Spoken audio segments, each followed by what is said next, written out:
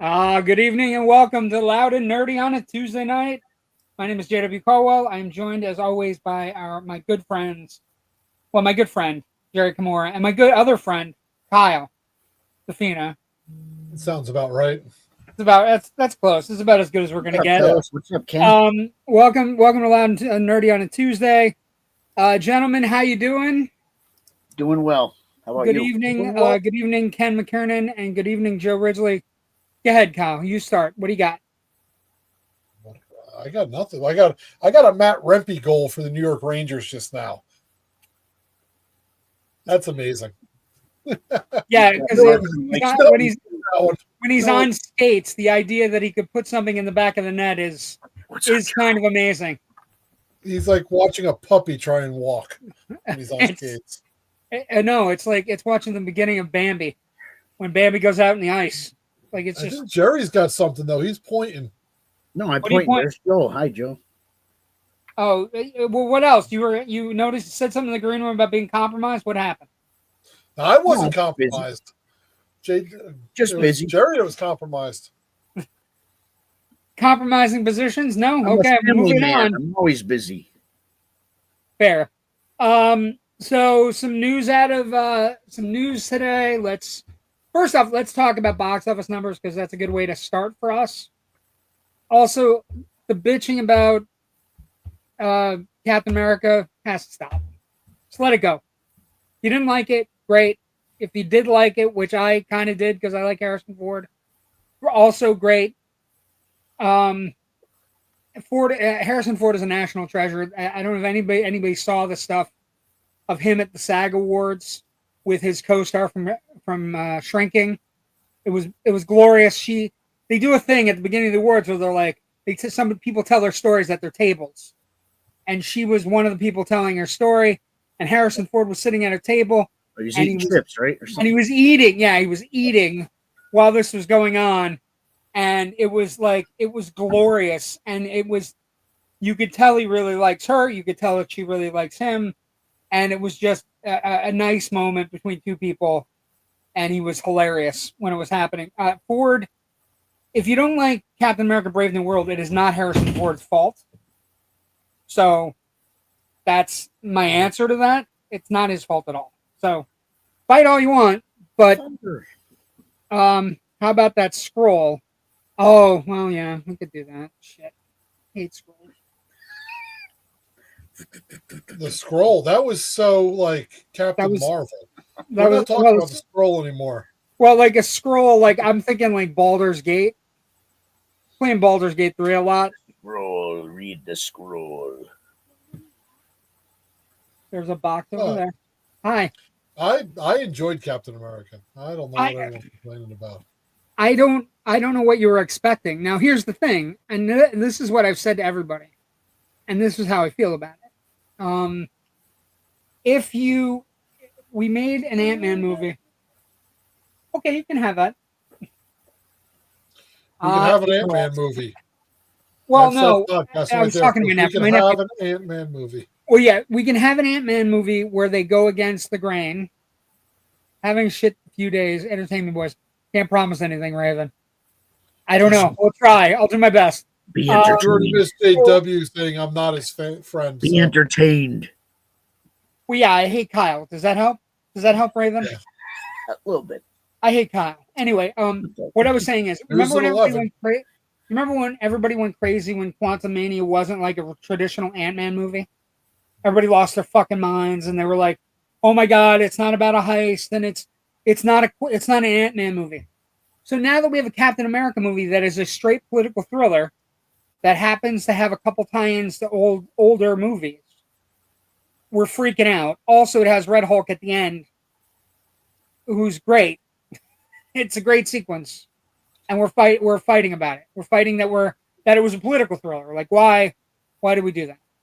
So, but if you like these kind of fights, if you like, I did invite somebody on tonight. We'll see if they want to come on and fight. I don't know that they will. Indie Escape Network Facebook page, Indie Escape Network on Instagram, Indie Escape Network on YouTube. All places where you can find us. The numbers aren't great, but also I said this a couple weeks ago.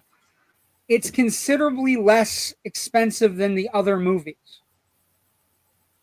So when Ant-Man bombed and when the Marvels theoretically bombed, again, I take this very, very weirdly because we're saying 250, like $500 million movies bomb, right? It's just that they haven't made as much money as other movies. Sure, it was always into sci-fi stuff, but what I'm saying is people got upset when it got out of its realm, when it got away from the heist and the story of Scott Lang. The people went crazy. This is a straight thriller. It is not. It sets up a couple of things. We can talk about them now. It sets up adamantium in the MCU, which we need to have if we're going to have a new Wolverine and Sabretooth. Until he's 90. I don't know. But I think, Rich made a really good point. This movie was so delayed. There was reshoots, re-edits, different scripts. The fact that it came out coherent at all is lucky. It was also supposed to be out 2.5 years ago, and it got pushed back because of the strikes and all. So a lot of things happened. Also, weren't people bitching when they didn't answer the Eternals question?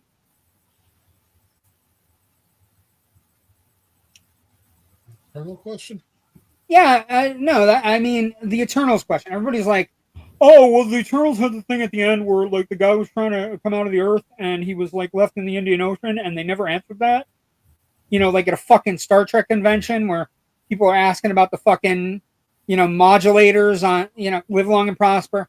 But so now they answered it, and everybody's like, "Fuck, why'd they answer that? That's stupid." Okay. Also, General Thaddeus Ross was always going to be a Hulk guy. He's a Hulk character. So, bringing up his daughter and doing all these different things, I don't understand. They come in red now?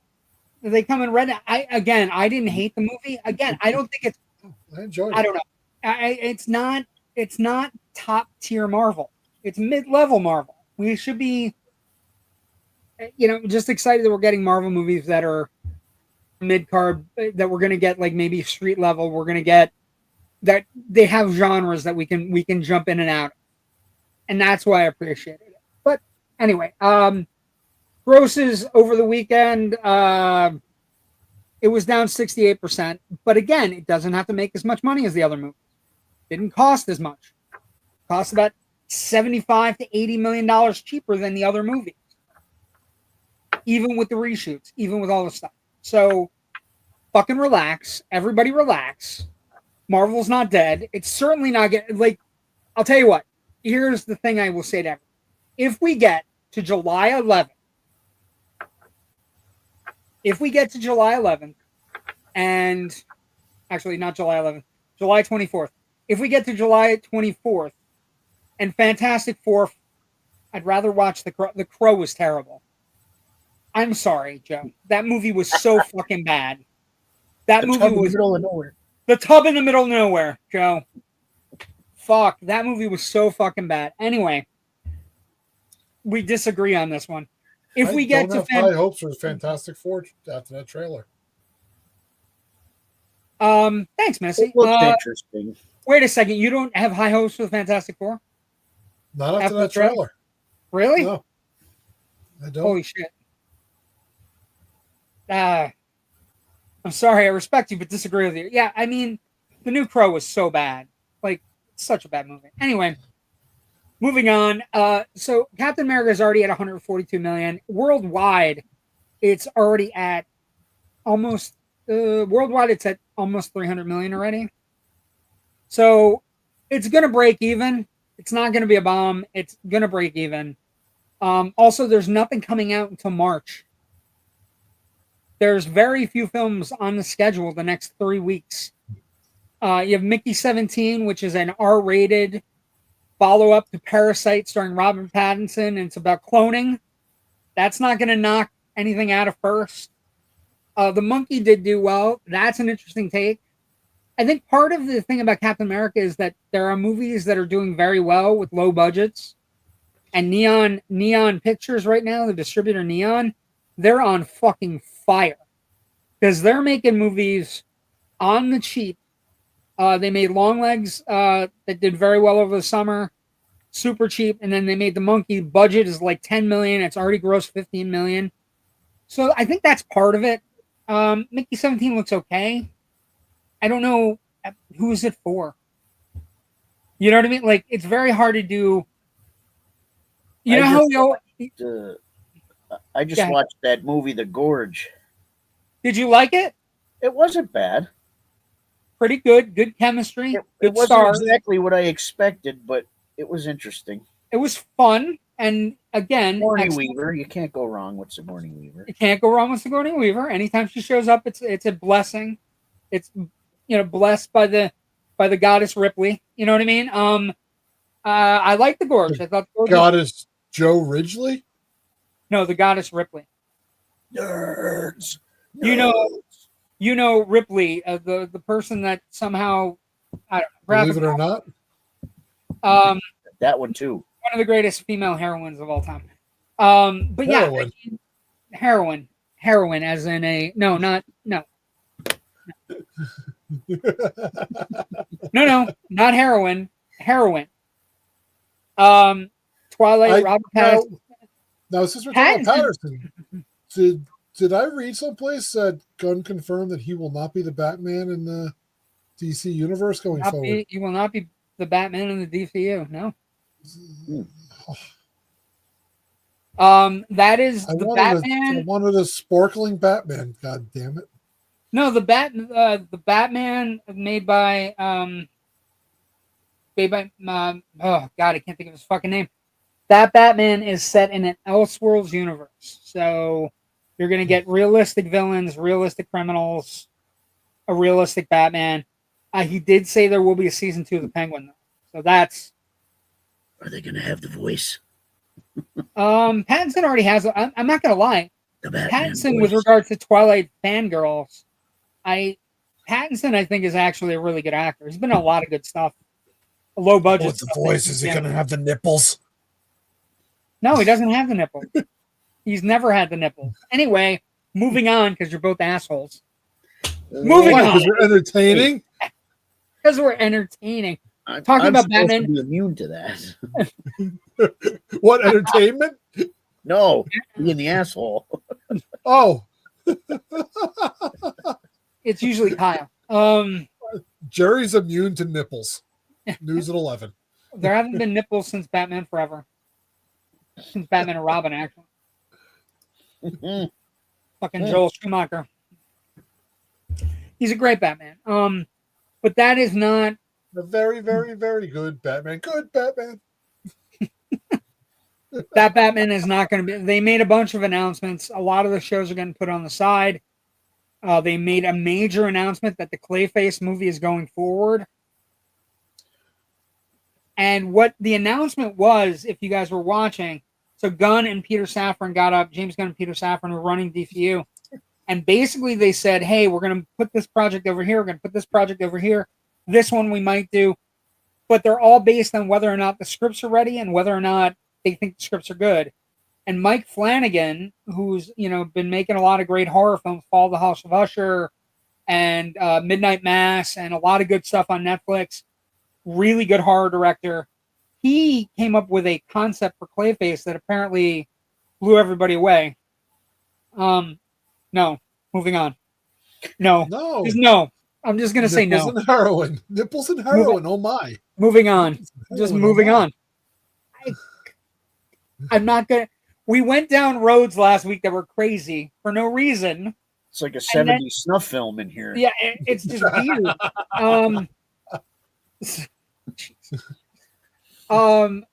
But that's what's happening with that. Gunn made the announcement. Brave and the Bold isn't moving fast either. I was just looking for a reaction. Wouldn't want to watch either again. Yeah, I mean, I'd rather watch one. A new Dark Tower series is supposed to be in development with Stephen King helping. I know Randy would have been very excited about this. Yeah, it's they're also working on The Talisman, which is a very potent 80s Peter Straub and Stephen King working together. Kinky. Jesus Christ. So other news, but yeah, the Gunn had a big announcement. Heroin. Gunn had a big announcement. Guns, nipples, and heroin. Oh my! Kinky. Tables, ladders, and chairs. Let's talk about something Missy and Raven definitely want to talk about. They made a major announcement about an hour ago. This is your new Dumbledore, John Lithgow. Is your new Albus Dumbledore. He is signed on. He's a great actor. He is signed on for 7 years. Because they're going to do a kiss of death in that role. The last 2 Dumbledores have passed away. Yes. Yeah. Well, I mean, I don't know that it's a kiss of death. He's 79 years old, so it's. No. I mean, we don't want anything to happen to John Lithgow. Basically, he confirmed he's going to be playing Dumbledore. You know, he basically said I'm definitely doing it. He follows Richard Harris and Michael Gambon. You know, and basically, you know, he kind of got the offer. I just got the phone call up at the Sundance Film Festival. It's not an easy decision because it's going to define me for the last chapter of my life. I'm afraid, but very excited. And that's true. Like, this will be the last big role of John Lithgow's career, right? He makes movies. He's done things. But I liked Raising Cain. That was a good movie. Lithgow's been great. Adventures of Buckaroo Banzai. A certain set of skills. He's been very good. Certain set of skills. What are you talking about? That is not John Lithgow. I'm talking about Liam. That's Liam Neeson. I have a particular set of skills. I'll be 87 years old at the wrap party, but I said yes. And I will kill you. Of course, everybody knows the plan for Harry Potter is to make each book its own season, which means the show plans to run for at least 7 seasons, which means it's at least 7 years of Lithgow's life. He's 79. He will be 87 at the wrap party. The other casting that kind of is trickling out, Papa Essiadu is Severus Snape. They had a major casting call last year for the 3 kids. So we don't know what's going to happen. But this is a major casting. And it's good casting. Churchill, he made his own. Yes, he is a great actor. Yes, you're doing a little Buckaroo. No, John. Nipples? No. Gone. Kinky? No. Harry Potter. Slapjaw. Buckaroo Banzai. So yeah, that's the news there. 7 years is a long time for any actor to commit to anything. So you'll be doing it. Liam Neeson was last night's show, Laugh Out Loud. Yes, we did Schindler's List last night. Have you guys seen that recently by any chance? Either one of you? Oh no. Not for years. No. That movie, Rich and I were talking about last night. We've been doing all these like epic, grand, big movies, like very long movies, and we did huge movies, huge. Oh, please, great, fantastic movies. We did The Bridge on the River Kwai, we did Lawrence of Arabia, we did Amadeus, and then we did Schindler's List. And neither of us was prepared for Schindler's List. Like, we just went into it and kind of watched it, and then you realize midway through, you're like, this is a devastating movie. This is a movie that, like, just kind of rips into your heart and just kind of, like, rips it out numerous times over the course of 3 hours and 15 minutes. But yeah, that was Liam Neeson was last night. Liam Neeson's got the Naked Gun coming up this summer. That's where we're at with Liam Neeson. Other news. Liam Neeson. Let's. I think he'll be able to do levity. Correct. Because Dumbledore has been very serious. I think he might be able to get like let's hope they don't have any issues this season where the kids go from 11-year-olds to 15. That could happen. I mean, we're in on this. That's what happened with the kids in the movies. Like they age very fast. So we're going to see what happens. They did the national casting call. It's probably going to be 3 unknown people. I will see how people react. Like this isn't a reboot or a remake that is being taken lightly, and it's also not something where there's been a lot of time, right? It makes you completely feel every moment of terror and death with despair. Yeah, it's where I was talking about last night, the ghetto Krakow scene, the like basically everybody getting run out of the ghetto with the little girl with the red jacket, and the ghetto Krakow scene is I think it's on par with the opening of Saving Private Ryan, and how it's shot, how it's terrifying, how it's very fast, and everything kind of just happens. On to the sad news. This is Robert Orcrey. You may not know him, but you've seen some of his work.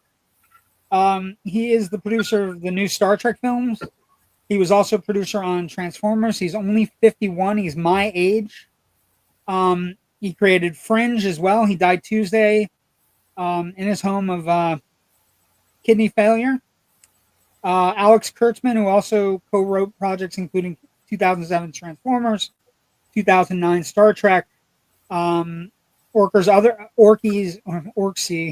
Other producing credits included Now You See Me, Ender's Game, The Amazing Spider-Man 2. He wrote part of Mission Impossible 3. They did the Hawaii Five-0 reboot. He also created Sleepy Hollow, which is a great television show, a great horror show. And he also created Fringe at Fox. So, he started his career on Hercules Legendary Journeys, where he became a showrunner for that show at the age of 24.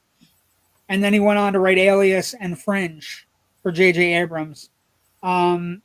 So this is kind of,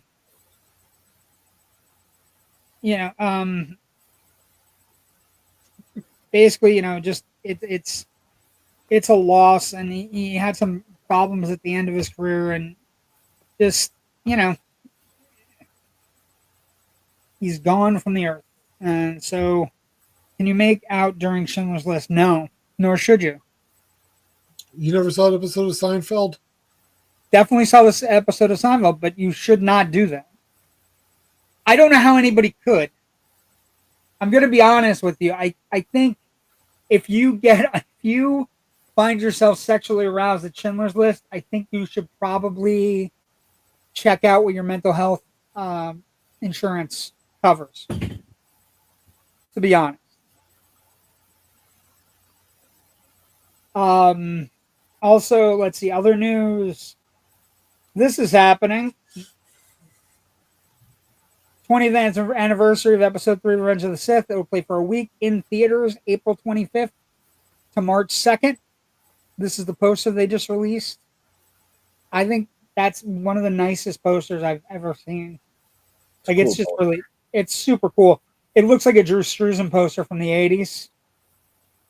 You know what I mean? Like, it's got heft to it. I'm impressed by it. But that's happening on April 25th. Is that something? Are you going to go see that back in theaters? Absolutely. It's probably the best of the prequel trilogy. I think I'm going to be out of the country that week, though. I think it's going all around the world because remember they have a Marvel movie opening on May 2nd. No excuses, Kyle. If you're in Cambodia, you're watching it.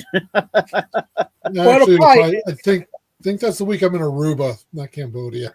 You're watching it. Aruba might have it. Aruba, but maybe. I don't.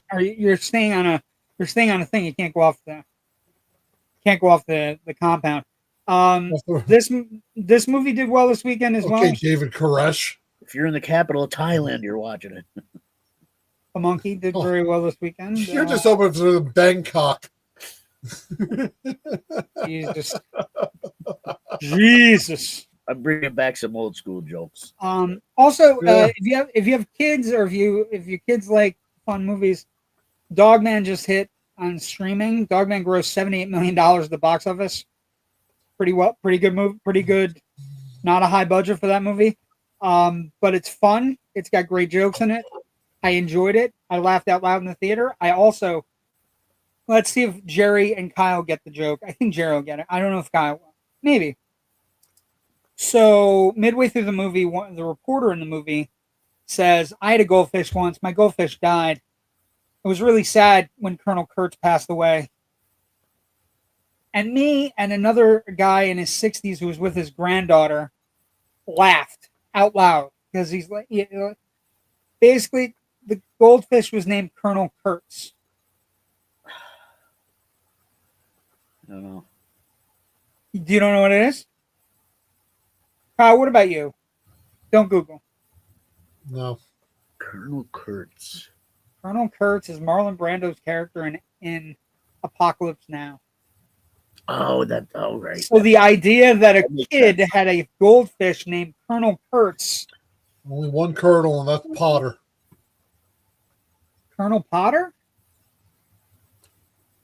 MASH. Oh, okay. There's so many Potters. There's only one smell of napalm in the morning.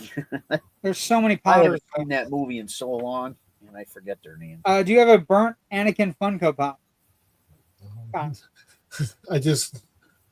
got an Anakin Funko and I got a candle. We can make this happen. Who would have some Funko? I think that movie is probably the best of the prequel trilogy. I think Hooper brother John Dugan recovered soon. Recently had bypass surgery. He always has to outdo me. Love that guy. Yeah, wishing John Dugan well wishes. Get well soon, my friend. We know we're still waiting for your stream of consciousness show. Still waiting for the John Dugan experiment on the Indie Escape Network, where he just kind of like talks. When he talks, he's one of the more charismatic people you can listen to, and he's funny. Speaking of things on the Indie Escape Network, JW. Yes. Wasn't there something we were supposed to bring up with our good friend Robert Bass? Yeah, but that comes near the end of the show. Do you want to do it now? Near the end. I mean, we're already talking about the Indie Escape Network. We might as well do it now. Do it. So you want to take down the comments so we can do it? Segue. Are you just trying to impress Joe? Just trying to impress Joe. It's a good way to get it in before you forget, like the scroll every week. Well, it is what it is. So live at the Black Box comedy show. A Casey and Spaz Comedy Corner, Comedy Presents Comedy Corner. Our own Robert Bass, as seen on CBS and NBC, will be doing a set with Patrick Garrity. I do love the Rodney thing, but Robert Bass, our own guy, our guy that causes problems, and Patrick, I understand that Patrick will also be a guest on Class Clown with Robert Bass on March 6th. So he's gonna be premiering with this person. I'm impressed. Laugh out. What are you impressed? Fuck. I feel like now it's just like tricks. Class Clown. That's a great Carlin album too.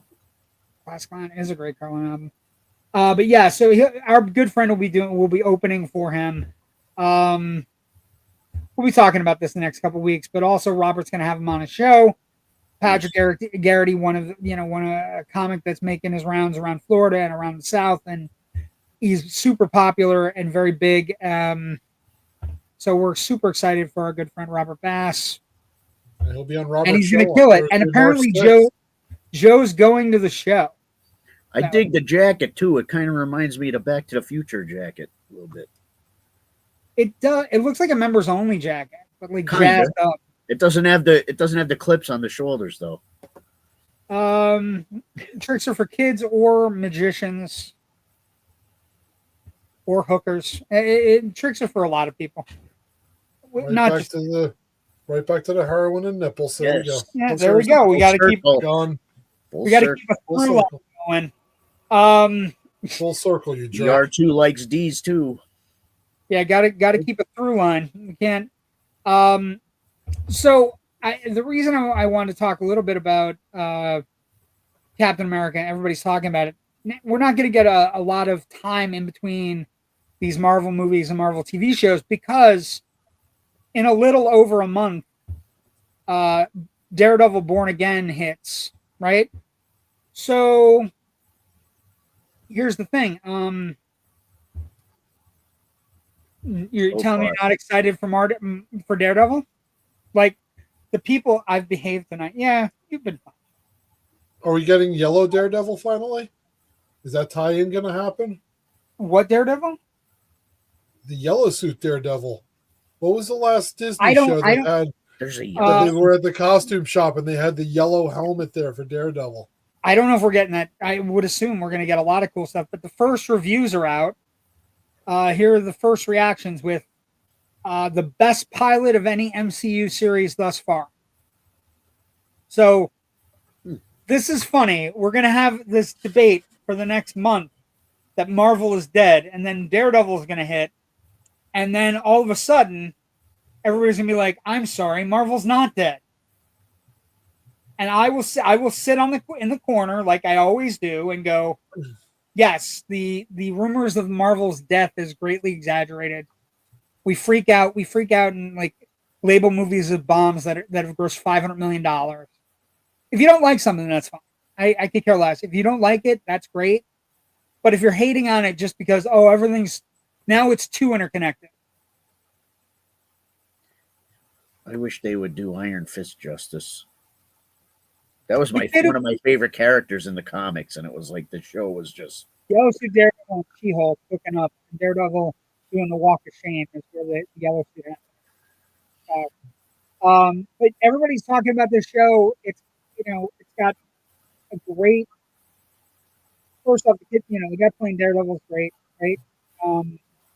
Everything that's gone on with Daredevil has been really good. And we get Kingpin back. That's what we want. A lot of people. One of the quotes among them, the strongest starts from Marvel TV studios. Any Marvel TV studio show to date, in my opinion. The first 2 episodes are terrific, setting up a story that's part procedural and part all out brawling. There's a fight in episode 1, and it is all done in one shot with a wild ending. Really kicks off the series in a memorable way. Born Again, of course, sees Charlie Cox reprise the role of Matt Murdock. He's been fantastic as Matt Murdock, a blind lawyer turned crime fighter. So he was in She-Hulk and he was in Echo, and he was also in Spider-Man: No Way Home. Also, people that are also part of the new reboot. Everybody, Deborah Ann Woll, who's making her name in doing Dungeons and Dragons stuff. Eldon Henson, Yazura, Wilson Bethel, Vincent D'Onofrio back, and John Barenthal also returned for the reboot. Michael Gandolfini, James Gandolfini's son, is in it as well. Wilton Fisk tries to become mayor. If they get the fights right, the fight in the prison fight is the fight that everybody talks about, right? Also, the Punisher is getting a one-shot kind of like Werewolf by Night. Perfect. Werewolf by Night, by the way, incredibly underrated. You're calling Foggy's death? Maybe. I don't know. I don't know what's going to happen. But this is the problem, right? We get all wrapped up in the MCU is dead, right? Kyle, do you agree with me that everybody gets wrapped up in the MCU is dead thing? And then 5 minutes later, when something comes out that's good, they go, what? Like they kind of just like, they chuckle themselves to death. When you're on a roller coaster, it's got to go up. When it hits that highest point, it's coming down. What happens though when it gets to the bottom? Got to go back up again. It goes back up. We're in the valley. Well, that's what I mean. Like, I think, and they have to reload. That's right. But the idea, like, I heard doom and gloom today from one of our good friends, and it was doom and gloom. It was the kind of doom and gloom that he used to have on a weekly basis watching WandaVision and not watching WandaVision for the joy of watching a show recreate eras of television, and was constantly looking for the next, where's the next clue, right? And I said to him, you're missing out on enjoying the show. That's what I think we're at now. We've gotten all this good Marvel stuff, and now we're kind of like, fuck it, they don't know what they're doing. And in reality, the answer to that is not true. Like, again, we're talking about $500 million movies, and everybody's like, that's a bomb. It's a flop. Fuck. That was a really good analogy. Kyle with the analogy. And Jerry, what do you got? Segues, analogies, heroin, nipples. It's all yeah, there. you're on fire. You're doing the comments well tonight. It's been a stacked show for you, my friend. On fire. I think I better just retire now. It's nothing but downhill from here. JW said I was doing well. I'm out. Yeah. One compliment. I got what I wanted. I can't handle. Stop it. You're hurting me. It's not that Marvel's dead. The whole genre is getting oversaturated. We're just not as excited as when. Well, of course, we're never going to be as excited. But I'll give you an example. If Fantastic Four fails, sure, we could talk about Marvel being dead because that is the setup for the next series of movies. I don't like the Thing, the way he looks. He looks bigger. I think he looks fine. I actually think he looks great. The more I watch the trailer, the more I think he looks great. And also, I love when he puts his pinky on and you hear the rock sounds. I think the problem is we've had two things that were not good. I like Michael Chiklis. Michael Chiklis was good as a Thing. He was not good. It was not good. He was good. The makeup, he might have been good, but the makeup was terrible. He looked visually better than this one. No, he didn't. There's no way he looked visually better. Wait, stop. I'll do it. Let's do a side by side. Please. Hold on. Okay. I understand they were going for that 60s, 70s look with the trailer, but the CGI of this thing also looks like it's from the 60s or 70s. It doesn't look like it should. Get that side by side up. I'm working on it. Give me a second. I want to see this. I kind of want to see a side by side of Jerry and Michael Chiklis without makeup. What you talking about, Kyle? Nothing, commish.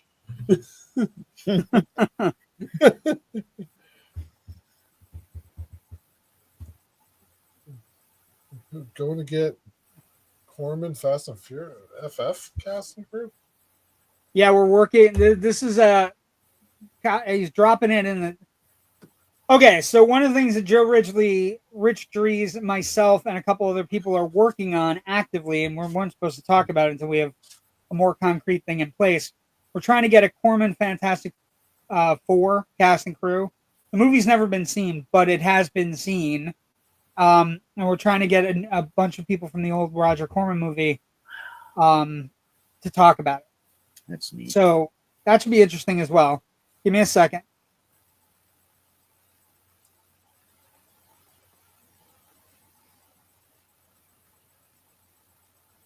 He looks like the 70s comic book version, though. That's what it's supposed to look like. That's what it's supposed to look like. No.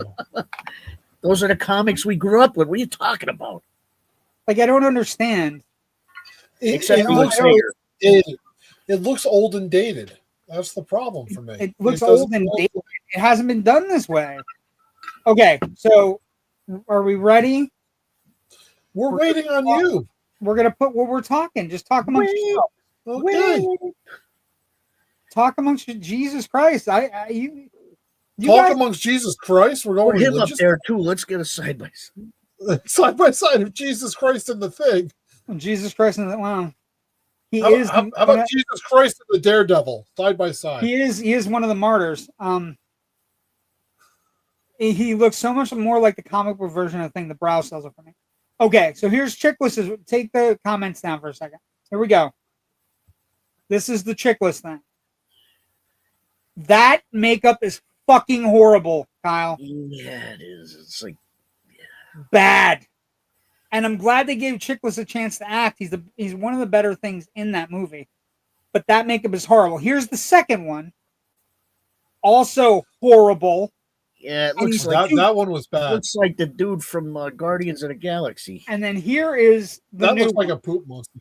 That's what the thing looks like in the comics. The brow is, they get everything right with this one.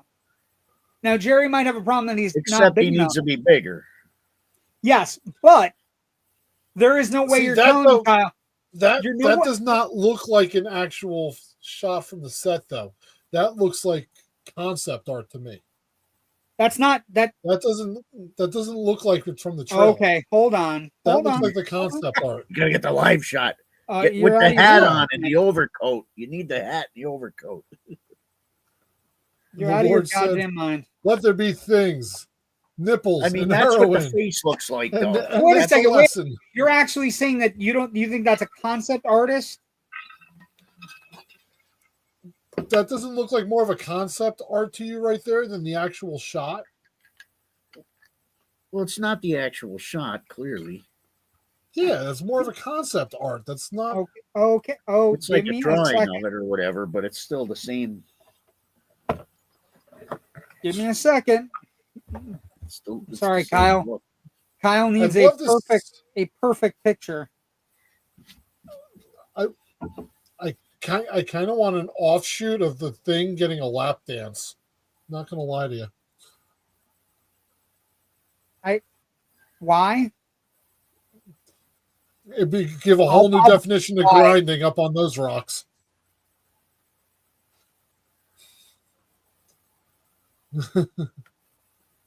Michael Bailey Smith, Ben Grimm is horrible.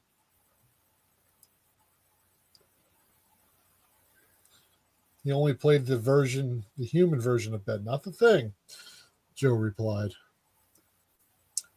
So Jasper, that's how Ben Grimm's wife went blind. I got a picture of it. Ouch. I legit cannot find a picture. Like, really? I'm just not, maybe the way I'm looking it up. I don't. Oh, hold on. I know. Here, this is a movie. This is a movie. This is a movie? No, this is a movie clip. I got it on my phone right here. No, save it. I got Jesus Christ. This is high tech. Yeah, save it. Look, I got look at this photograph. Every time I do it, makes me laugh. I don't have any control over the podcast. I can't. No, I'm not allowed to upload. I can't upload pictures either. All I get is comments. That's not my and fault. I can move our boxes around. But JW says I get full control, and I'm so vital. The actual clip from the movie looks like this picture, really. It's pretty damn close. I'm sorry, what? Did you just say? Nothing at all. We're having a great old time. This is A1 stellar podcasting. Well, and somebody's already committed, according to Joe. You're driving me nuts. Why? Driving me Because you want to give me concept art to prove your point of something looks better? He drives me crazy. But it's clearly the picture. It is. It's clearly the picture. It's. I can see clearly now. It's almost identical. It really is. Hold on. Now I put the Thing in, and I'm getting like James Arnett. New Fantastic Four, Jesus! Like images. You got it. I would love to see JW search history after this show. That's with nipples. The Thing, heroin, gun. Okay. Here, you want the worst part about this? This took forever to get, and it's gonna be the exact same fucking picture. I love it when you free fight like fucking siblings. It's like Jerry tries to hold you apart, and JW and Kyle are just trying to pillow fucking fight each other. Pillow fucking fight. Okay, so Kyle, this is the picture Kyle, this is the picture you were fighting about. It looks like a concept artist. Okay, Kyle, you ready? Yeah. Eat me. Eat me. That does not look the same. See, the finger's not in the mouth. The color's different. Stop. Stop. Eyes are too small. Jesus H. Christ. Here we go with the Jesus again. You think this looks better than this? I just want to make sure we get this on record. No, that's terrible. You think this? I think Michael Chiklis is better than a guy giving himself a rock job in his mouth. We don't know what's going to happen with the performance. We'll see. He But almost I'm looks like asking you, dude in From Beyond right here.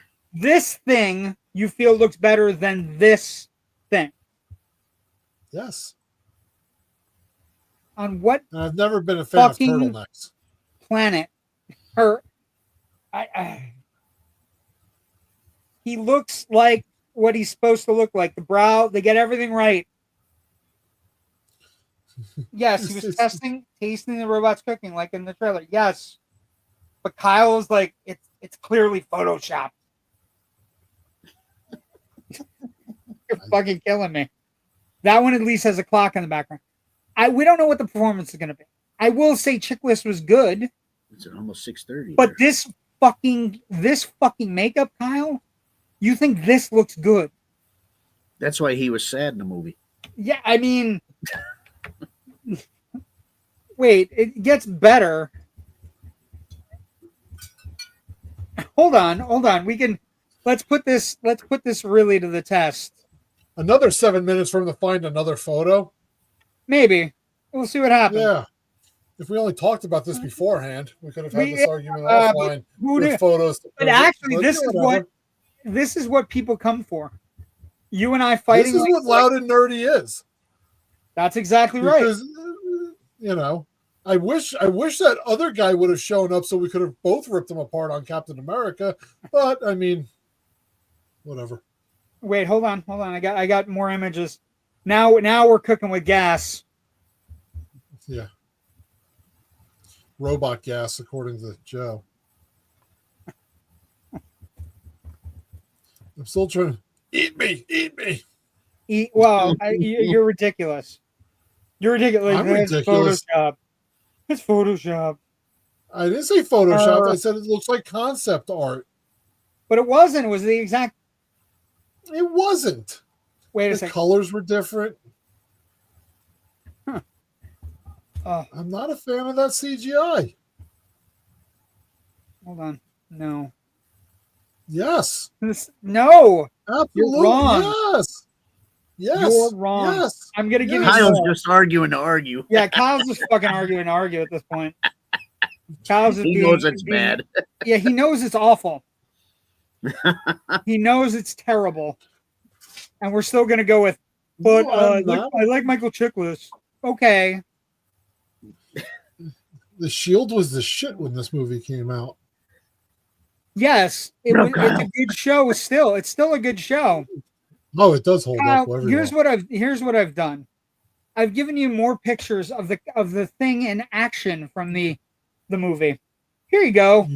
This one is fucking terrible. Look at it. It's god awful. And no, he doesn't have nips. Thank God. Look at this fucking travesty. Look at this, Kyle. What's wrong with that? You wouldn't wear a football jersey too to cover that? I mean, it could be worse. He could be wearing a Raiders jersey. No, he wouldn't be caught dead wearing a Raiders jersey. It's slobbering time. Look, look at how bad this looks, Kyle. And then you're like, but this one.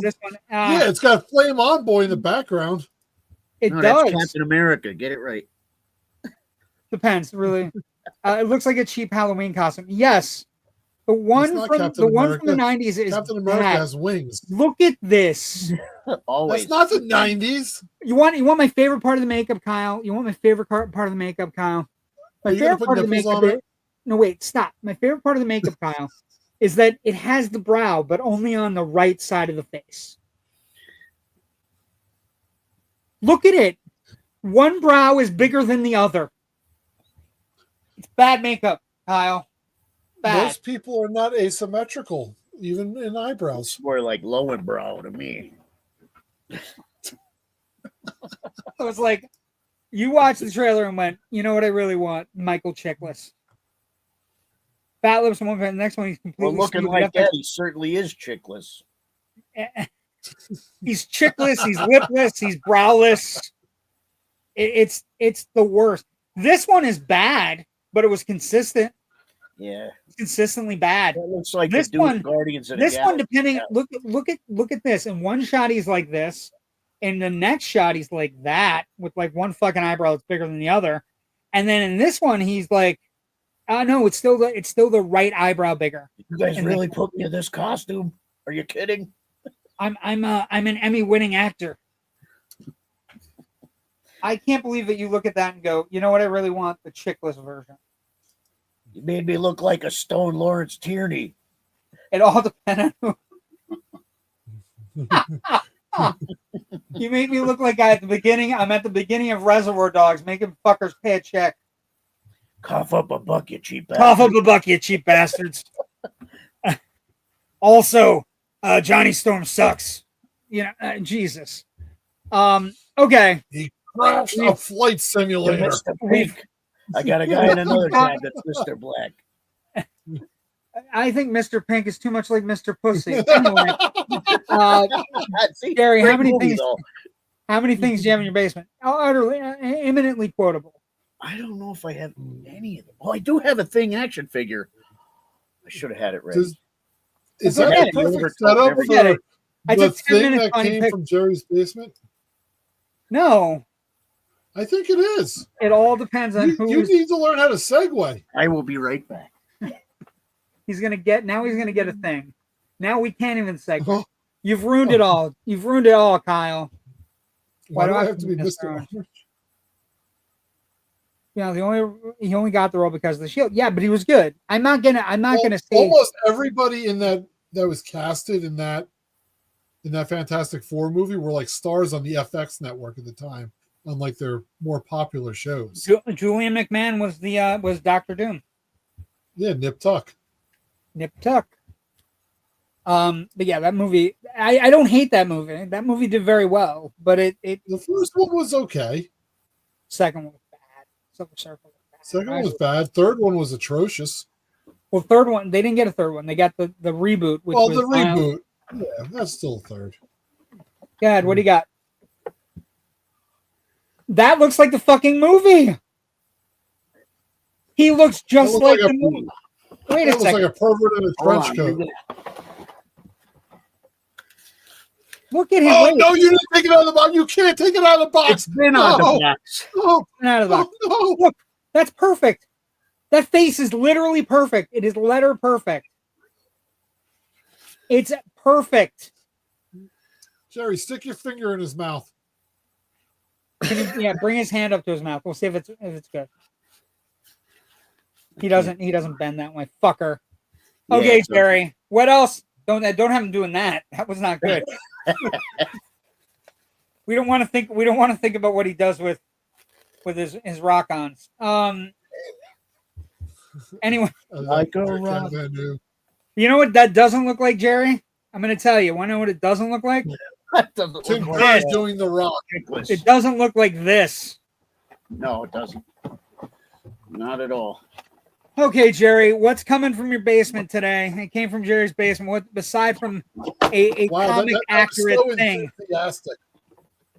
A comic accurate thing. Well, no, aside from a comic accurate thing. What's coming, Jerry? What do you got? What movie? Tonight's movie is called Eyes of a Stranger. Eyes of a Stranger. I believe I have some pictures from Eyes of a Stranger. Yes. Are we ready? Let's see. Jennifer Jason Leigh. Boom. Sorry, your party is dead. Yeah, Jennifer Jason Leigh in one of her first performances. Look, it's like she's right around Fast Times at Ridgemont High, Jennifer Jason Leigh. Somebody gets murdered with a It's basically about a killer. A reporter thinks that it's her neighbor, and Jennifer Jason Leigh is a blind and deaf teen who is not helpless against this killer. And Tom Savini does the makeup effects. So it's a slasher. It's an 80s slasher. Yep. It didn't make a ton of money. Only made about $1 million. But it was from the 80s. Ken Wiederham directed. Lawrence Hughes, Jennifer Jason Leigh. But it basically this fun, I can't see horror film. It's got good kills, right? The slashing kills are good. Tom Savini, you can't go wrong. Tom Savini, yeah. I'm gonna blow your mind, Jerry. Here's a listen. Look at this picture. So this picture's cool. I think that guy gets his head completely cut off. All Savini, but look at this, Jerry. Ready? Woo! Oh, that's awesome. Eyes of a Stranger, Jennifer Jason Leigh, the voice on the cell phone, all women dreaded. So yeah, that's the big box. That's a big box. Yes, a big box of Warner Brothers box, suspense, VHS. I thought you get a kick out of that. I'm gonna look for other movies. Where can people find Eyes of a Stranger? Should they want to watch it? This is on YouTube. Oh, look at that. There's another movie called The Eyes of a Stranger, so don't get it confused. Don't get it confused. Jerry, do you have the movie The Ambulance? Eric Roberts is a comic book artist, right? I know I don't have it on VHS, if I do have it. I think it's sci-fi horror. Has Stan Lee as his boss. That's wild. I wonder if Kyle would say that Stan Lee and The Ambulance isn't comic book accurate, and then he prefers the chickless version of Stan Lee. Well, I believe the Stan Lee in An Ambulance was very comic book accurate for the last 10 minutes he was around. I don't know. I think he died in hospice, though. He was fine. I don't think they needed an ambulance. I think everybody was around that was around. Okay. Kyle, are you staying around for Twilight Zone? Ooh, I don't know what the fuck that was. That's the movie you're talking about, right, Joe? I don't know if Twilight what? I need to look for that. Are you? I don't know if I have that. We'll have to look. Are you sticking around for Twilight Zone, Kyle? Are you leaving? You told me I have to. You don't have to. Yeah, I don't want to. You said I have no choice. You said it. I have to. Twist my arm. Yeah. You threatened me. I threatened you with what? You said you'll take away my. You said you'll take away my limited. If you don't stay, it's going to be clobber time. Yeah, let's.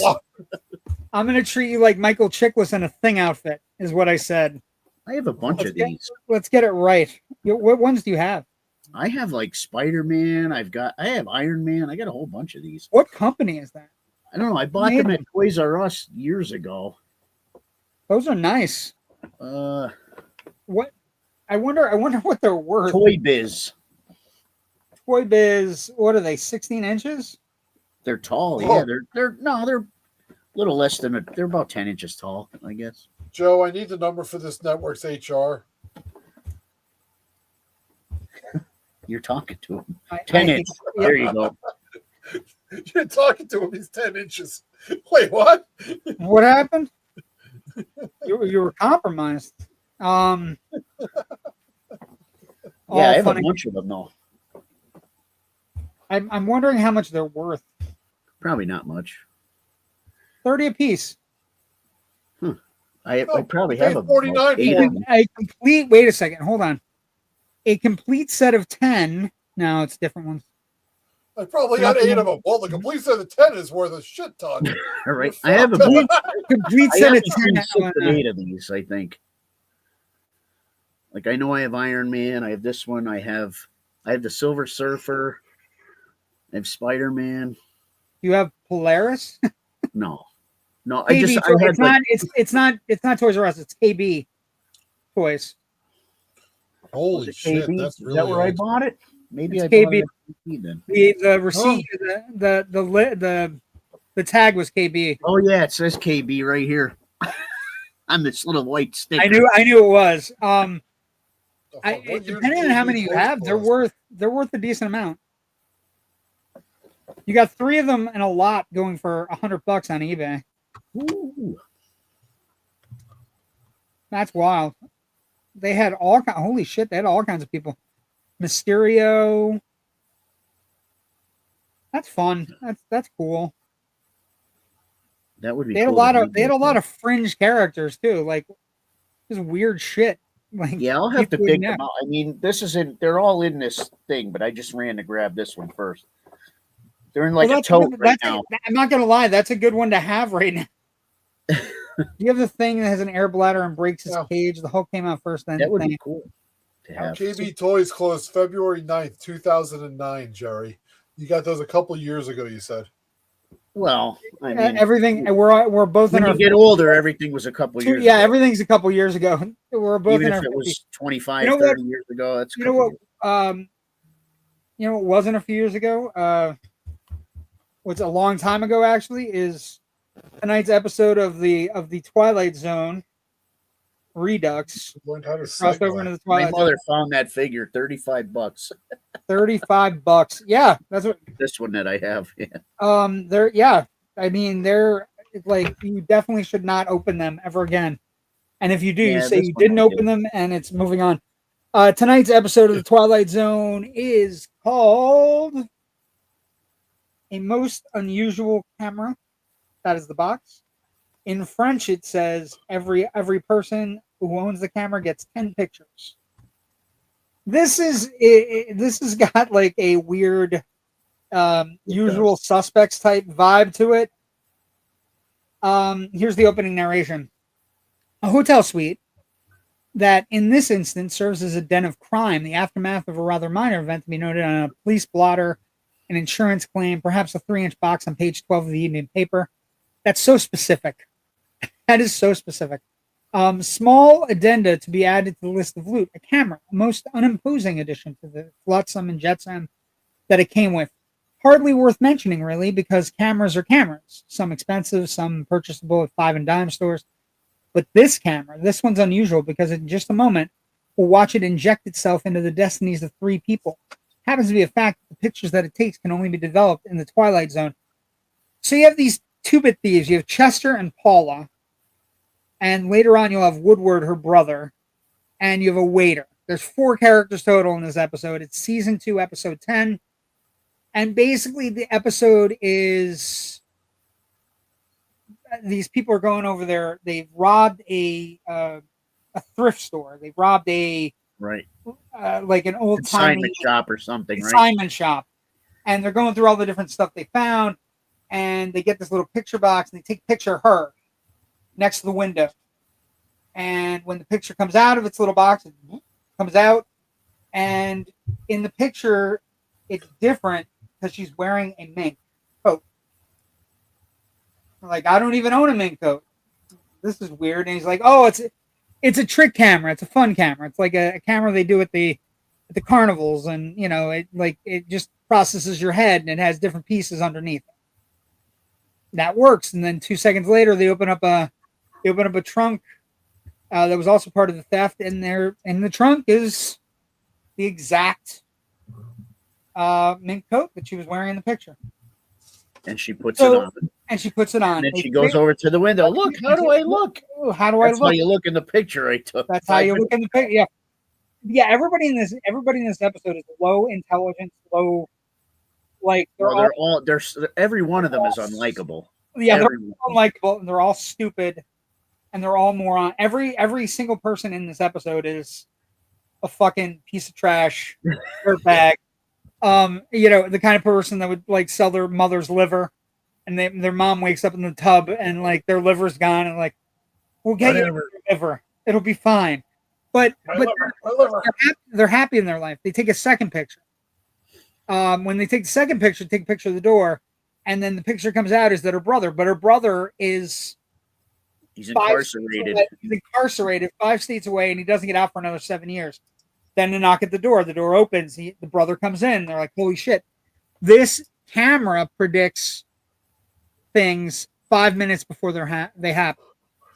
And actually, Chester at one point says, this might be a miracle. This might be a gift that science needs, or we should give it to somebody.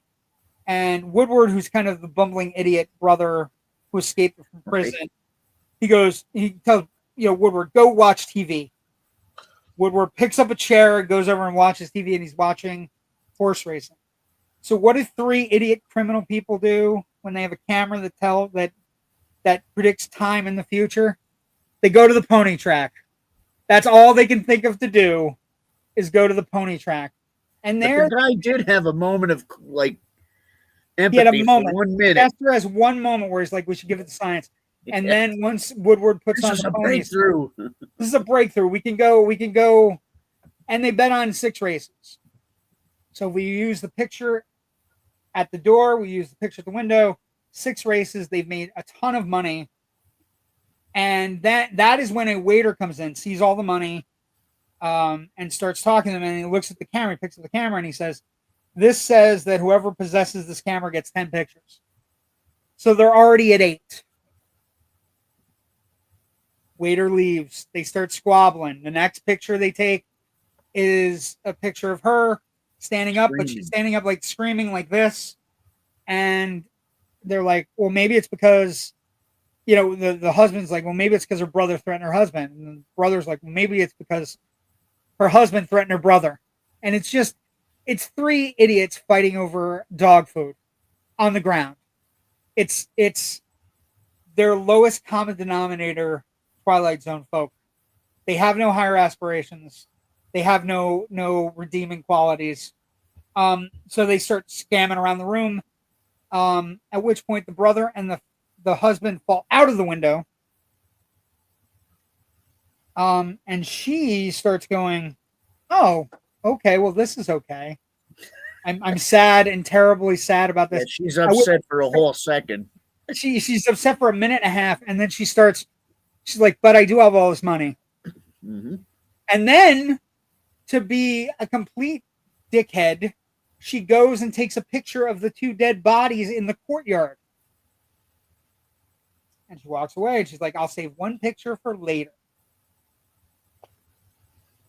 Great. Then the waiter comes in. The waiter has already called the police. The waiter the waiter knows what's happening. He's already seen the bodies outside. He's ahead of things. And he basically says to her, "I'm taking all the money. I had some laundry that needed to be done in this room." He's a French waiter, but he's also a dirtbag. Like it's a real weird episode. There's nobody that's They all great. suck. They all suck in this episode. Except like Rod Serling, who the Rod Serling appearances are getting better and better, just in the way they're shot and how he incorporates himself into the angles. Like it's really cool. This one is with he's facing the camera, and there's a mirror behind with the 2 actors in the mirror striking a pose, and it's really excellently shot. And so she takes a picture. The picture comes up, and the waiter takes it out, and he says, "Oh, look, there are 3 bodies in the courtyard." She's like, 3 bodies, and she walks over to the window.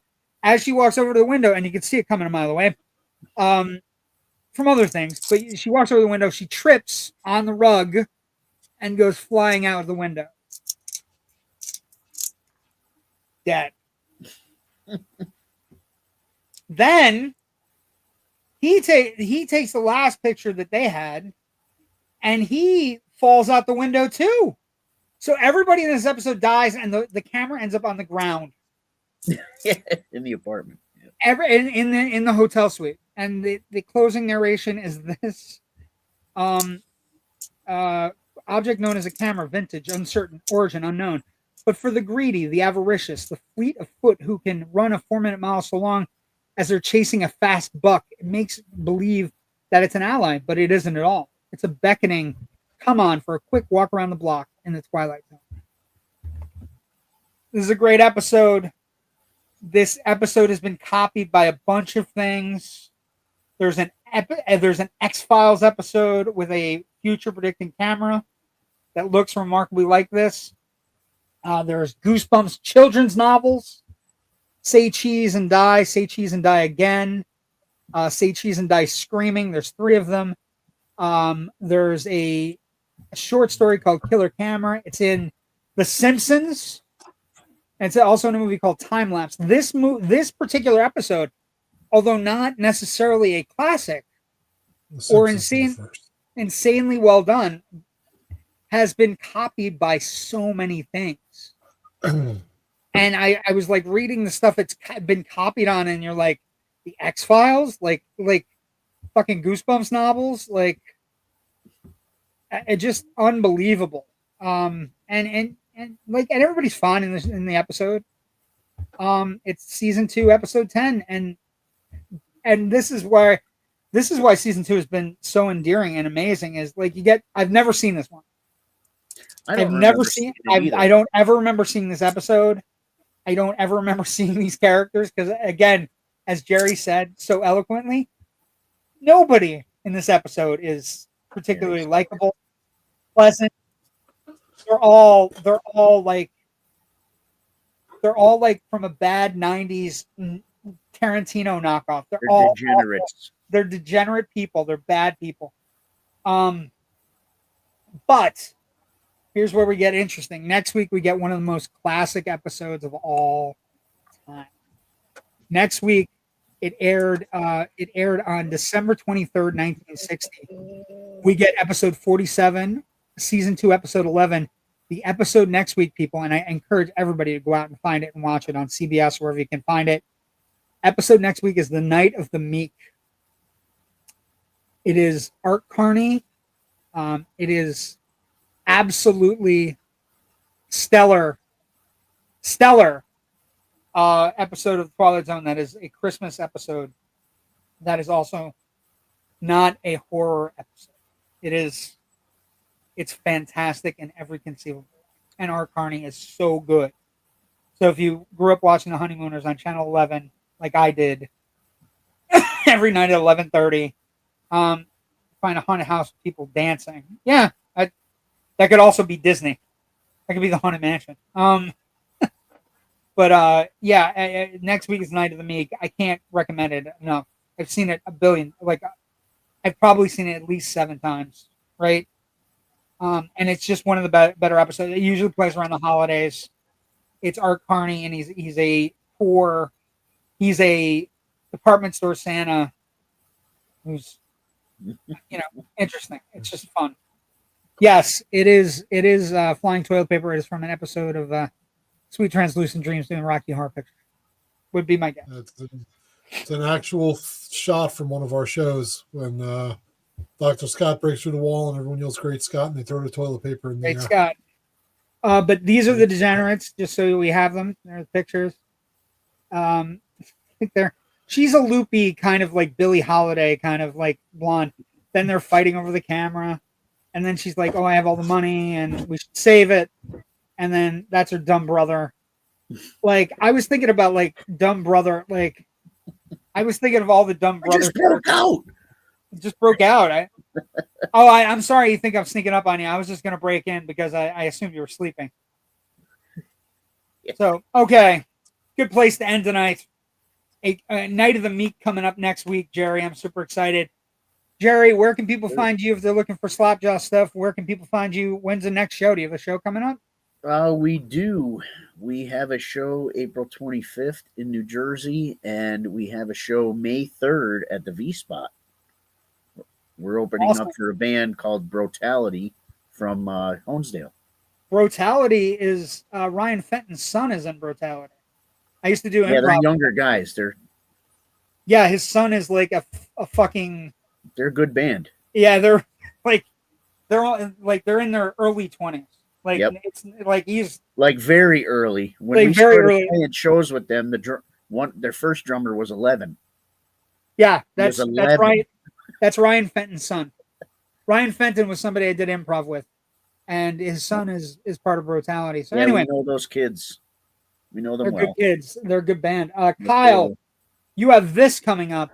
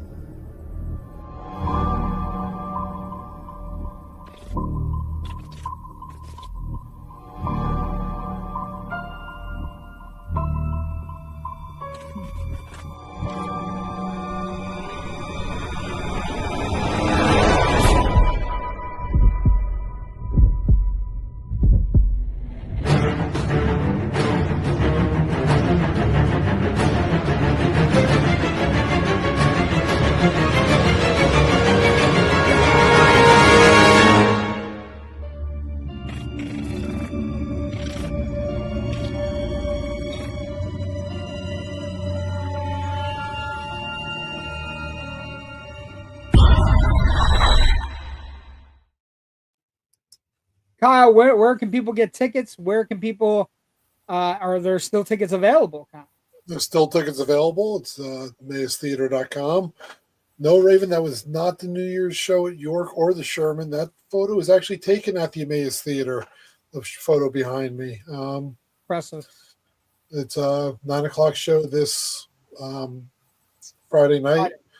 Emmaus Theater, great local gem in the Lehigh Valley area.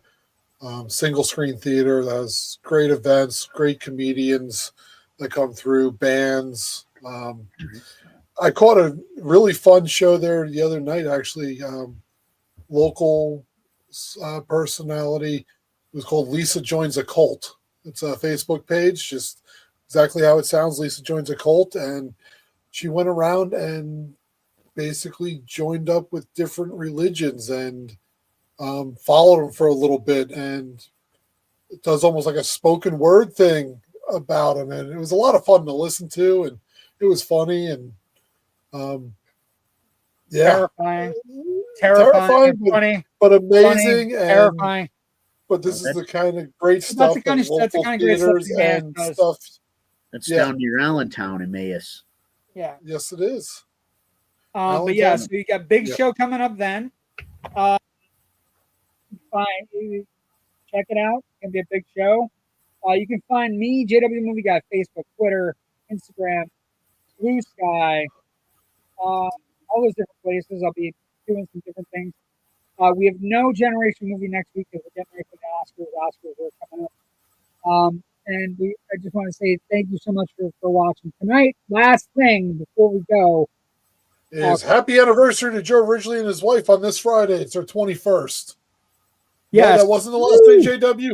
Oh, no, I'm sorry. I jumped the spoiler. That's not. But that's good. Happy anniversary to Joe and his wife. Take the comment down really quick. We want to give a big shout out to our good friend Robert Bass, who does Class Clown with Robert Bass on the Indie Escape Network. Got a big show coming up Saturday, March 8th, 8 p.m.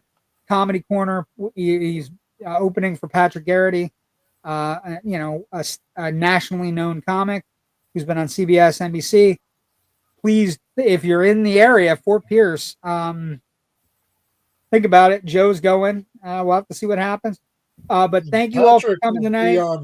Patrick will be on Robert's show 2 days before that on the 6th at 10 p.m. right here on the network. Yes, that's the other thing. Patrick will be on Robert's show on March 6th on the Indie Escape Network. We got that early, though. Happy anniversary to Joe and his wife. Thank you for joining us tonight. Everybody have a good week. We'll see everybody. Emmaus Theater is pretty great.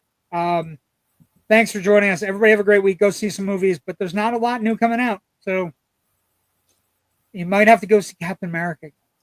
Watch